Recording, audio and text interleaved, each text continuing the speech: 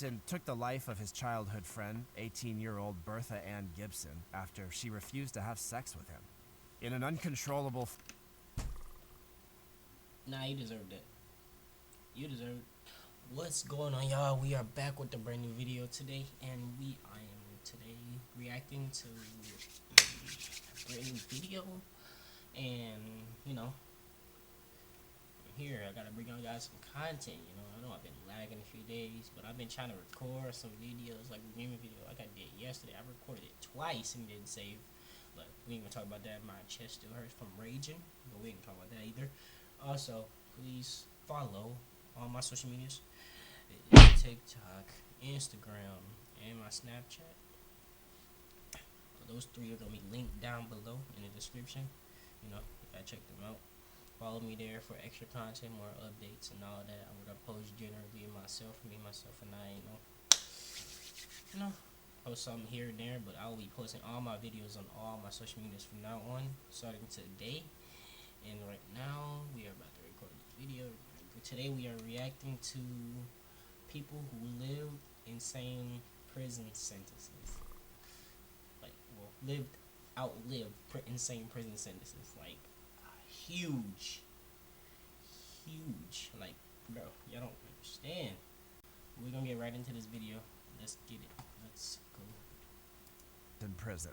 However, that's not necessarily the case.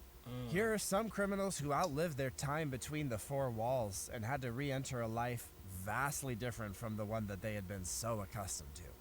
Number 1. Hold on. These people look old in these pictures. I ain't gonna lie to you.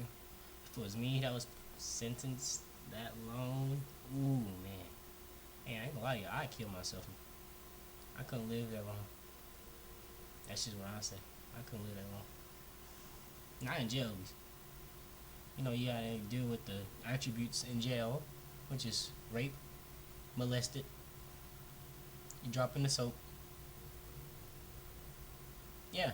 Yeah, you better win your fight, because I'm coming on your ass, boy. I'm coming for that ass. Pause. Other things like that, and in common to them. So, yeah, that's why I say that. So, I'd rather just not, not at all deal with any of it. Just, man, y'all wouldn't understand. Y'all actually went through that, then yeah. But no, I went through it, but no, I don't want to go through it. And I still know those are the attributes you got to deal with. But yeah, let's get back to the video. 1. Joseph Ligon. Widely known as America's longest prisoner who was convicted to a life sentence as a minor, Joe Ligon was sadly convicted of a crime at just 15 years old. On February 20th of 1953 in Philadelphia, Ligon just happened to be at the wrong place at the wrong time. He was with a group of teenagers who committed a string of robberies to buy alcohol, which led to multiple people being unalived. It was argued that his case had certain flaws from the start, as Ligon was not allowed any legal representation nor any family visits despite being a minor. The police also gave them confessions to sign. Although Ligon did not end anyone's life, he and other defendants were convicted of first degree. Okay, nah, that's crazy. That's crazy. Being with somebody, okay, I didn't know guilty with association could go that far to where you get to receive almost a life sentence in jail because you were with somebody. Now that's actually crazy. To be honest, I couldn't do it. I couldn't do it, bro. I don't know how this man did it. I wouldn't be able to do it. I tell you that now. I wouldn't be able to do it. Sentenced to life in prison without the possibility of parole.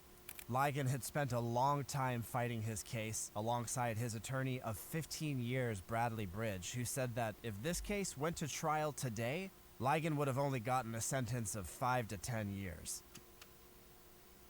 Now I'm thinking about doing it. Now I'm playing. 5 to 10 years? No, I am not, actually. Don't think about it. Don't comment that either, please. I'm not even thinking about that. I'm not even close to thinking about that. Not close at all. Seriously, like, not at all. 5 to 10 years today will equal to that back then was a life sentence. See, that's why I'm glad I lived in this new area, new generation, because back then they would overboard, do too much like that. That's just weird. which highlights how flawed the legal system was. In 2012, the U.S. Supreme Court ruled all juvenile lifers to be resentenced under Miller versus Alabama. The following year, Ligon was resentenced to 35 years, meaning he could apply for parole due to time served. However, he refused to accept parole, as he wanted to... Bitch, are you dumb? Pardon me? Are you dumb? I think she's I dumb. think she's dumb. I think she's dumb. I think Are you're you, dumb. like, medically speaking, are you like, Like, I'm not trying to be mean. Like, are you dumb? are you, I think she's dumb. I think she's dumb. I think she's dumb. I think, is she, do you think Oh, she's dumb? This man refused to accept parole. Are you serious? Now you could have gotten a deal, bro. How? Just why? Why do people do the most dumb stuff? Why? Like, you could have actually been out of there. You wanted to serve 35 years without no parole? Are you serious?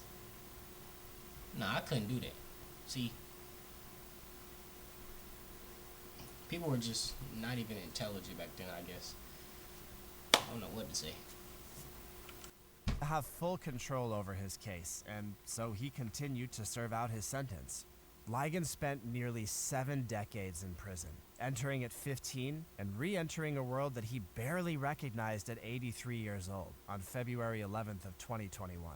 When CBS News' Michelle Miller asked what the first thing he did as a free man was, he replied, "I broke down with a big smile on my face. A free man, free at last." Number 2, Charles Edrit Ford. Charles Edrit Ford's conviction was one of the many unfortunate cases of wrongful conviction and racial profiling. He was initially sentenced to life in prison for first degree in 1952, despite not being at the scene of the crime. Later in 1975, he was charged again with second-degree assault while out of prison for a leave of absence. How? That's my question. How? How? Just...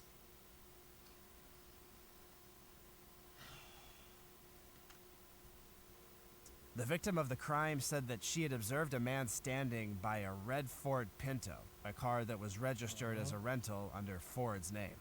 However, Ford was not responsible for committing these acts of which he was accused. In both the 1952 and 1975 trials, the entire jury was white, as was the judge.